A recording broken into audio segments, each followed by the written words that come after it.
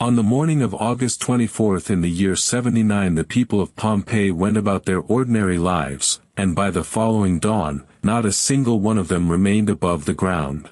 Over 11,000 pieces of graffiti have been scraped into the walls of Pompeii. Ancient Romans left their opinions, their jokes, and their election endorsements on every street corner, exactly the way people scroll social media today. Pompeii in the year 79 AD was not some quiet provincial backwater. It was a port city on the Bay of Naples, home to somewhere between 11 and 20,000 people, with a bustling forum, a full-scale amphitheater, more than 40 bakeries, and taverns serving hot food on nearly every block. The city had grown rich over a century of Roman rule on trade in wine, olive oil, and the pungent fish sauce called garum that Romans used the way the modern world uses salt. The Pompeii Amphitheater, built around 70 BC, predated the Colosseum by 150 years and was the oldest stone amphitheater in the Roman world. Pompeii was not on the edge of the empire, it was a living, loud, prosperous heart of it. But beneath all that prosperity, something had been building under the ground for 17 years, and nobody in the city knew how to read the warning.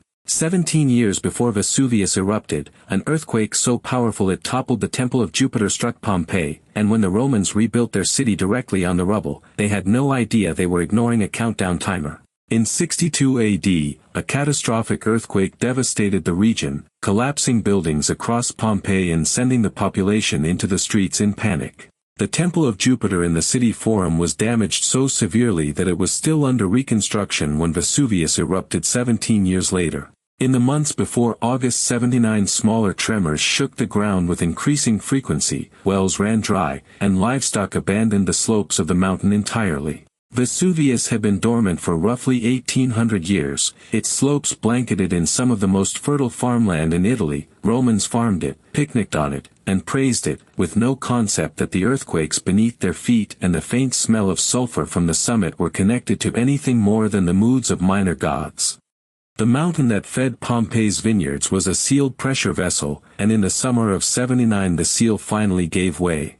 When the mountain did finally speak, it spoke in a language no one had ever heard before, and it was a 17-year-old boy who left the only eyewitness account of what followed.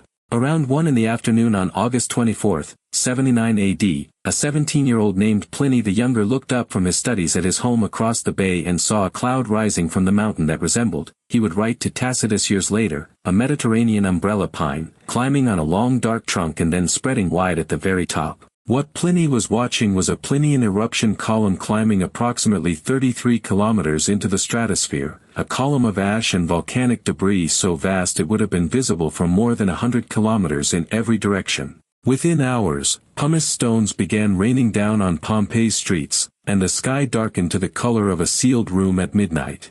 Citizens grabbed pillows and cushions and tied them over their heads against the falling rocks as they fled through streets that grew darker by the minute. By nightfall, accumulating pumice had buried Pompeii's rooftops under 2 meters of debris, and buildings were collapsing one by one under the weight. A city that had taken 2 centuries to build was being buried alive by a mountain it had never thought to fear. Across the bay, watching that same column of fire and ash, a Roman admiral made a decision that would cost him his life, and give history its only first-hand record of what happened next. While thousands of people were fleeing the Bay of Naples coastline in raw terror, one man was giving orders to row his fleet of warships directly toward the erupting mountain, not from recklessness, but from duty and a friend's desperate letter. Pliny the Elder, Rome's greatest natural historian and commander of the imperial fleet at Misenum, first ordered his ships launched to study the spectacle scientifically. Then a message arrived from a woman named Rectina, whose villa sat at the foot of Vesuvius, begging the admiral to rescue her by sea since the roads were already blocked. He crossed the Bay of Naples under a rain of pumice and burning rock, eventually making landfall at Stabii, south of Pompeii, where he spent the night in the home of a friend named Pomponianus, attempting to calm terrified survivors while the mountain rained fire around them. The next morning, his companions found him lying dead on the beach. His nephew Pliny the Younger, writing from across the bay, believed the dense toxic volcanic gases had stopped his heart. He was 55 years old, and he spent the last hours of his life not retreating towards safety but rowing towards someone who had asked for help. But even the courage of Rome's finest admiral could not have prepared anyone for what swept silently through Pompeii in the darkness before dawn. Most people believe Pompeii's citizens were buried slowly by falling ash, but modern volcanology tells a far more violent story about what actually ended their lives. In the early hours of August 25th, a series of pyroclastic surges, clouds of superheated gas and volcanic debris moving at over 100 kilometers per hour, swept down from Vesuvius and tore through the streets of Pompeii. Scientists analyzing skeletal remains have found evidence that temperatures inside those clouds reached up to 300 degrees Celsius, hot enough to destroy soft tissue almost instantaneously. The contorted poses of victims, long assumed to show people struggling in their final agony, are now understood as a purely physical reflex. Extreme heat causes all muscles in the body to contract simultaneously, locking the body into a rigid posture in the fraction of a second after death. For a city of thousands, the entire catastrophe was over in moments. The pyroclastic surge did not bury Pompeii, it simply switched the city off, mid-breath. And once the ash finally settled and the mountain went quiet, something even stranger happened. Pompeii vanished not just from the earth, but from human memory entirely. The mountain that killed Pompeii also erased it, burying the city so completely under meters of volcanic rock that for 16 centuries afterward, no map on Earth showed where it had been. The pumice and hardened ash that covered Pompeii reached depths of 4 to 6 meters, deep enough to swallow an entire two-story building without leaving a trace above the surface. The coastline of the Bay of Naples shifted outward as millions of tons of volcanic deposits extended the shoreline and permanently reshaped the geography of the region. The name Pompeii faded gradually from official records and maps, and medieval travelers who passed through the area never suspected what lay beneath the fields below their feet. Local farmers called the land simply La Civita, the old town, cultivating crops on the roof of an intact Roman city without knowing what they were standing on. 16 centuries passed, the Roman Empire rose and fell and was mourned and forgotten, and Pompeii simply waited, perfectly sealed, for meters underground. And then, in 1748 a laborer's pickaxe broke into a painted room that had been sealed since the reign of the Emperor Titus, and the world found out what had been under those fields all along. 1600 years after the eruption, a laborer's pickaxe broke through the floor of an excavation tunnel near Naples and opened into a room painted in vivid reds and yellows, sealed since 79 AD, that had been waiting in the dark the entire time. In 1748 workers commissioned by King Charles of Bourbon, who ruled Naples and Sicily, began formal excavations at the site locals had long called La Civita.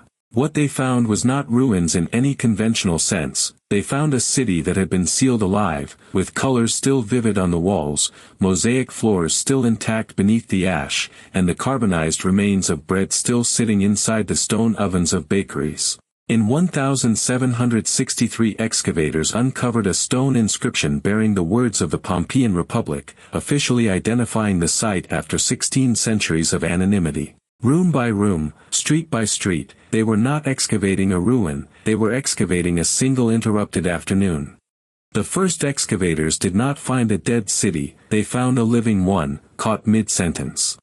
But the most haunting discovery of all was still a century away, a technique that would finally give faces to the people who had never managed to escape. In 1863 an Italian archaeologist named Giuseppe Fiorelli poured liquid plaster into a hollow space he found in the hardened ash, and when the plaster set and the outer crust was broken carefully away, an entire human being appeared, preserved in the exact position of their death from 18 centuries before. Fiorelli, who became director of Pompeii's excavations in 1860, had noticed that the cavities workers kept encountering in the hardened volcanic deposits were not random voids, they were precise molds of people, their bodies decomposed over the centuries while the ash around them set hard as stone. By injecting liquid plaster into those voids, he could reconstruct not just posture but the folds of clothing, facial features, and the specific angle of a hand raised against what was coming. The Garden of the Fugitives, a single-walled vineyard inside Pompeii, yielded 13 casts clustered in one small area, a group who had apparently tried to run together and died together when the surge caught them.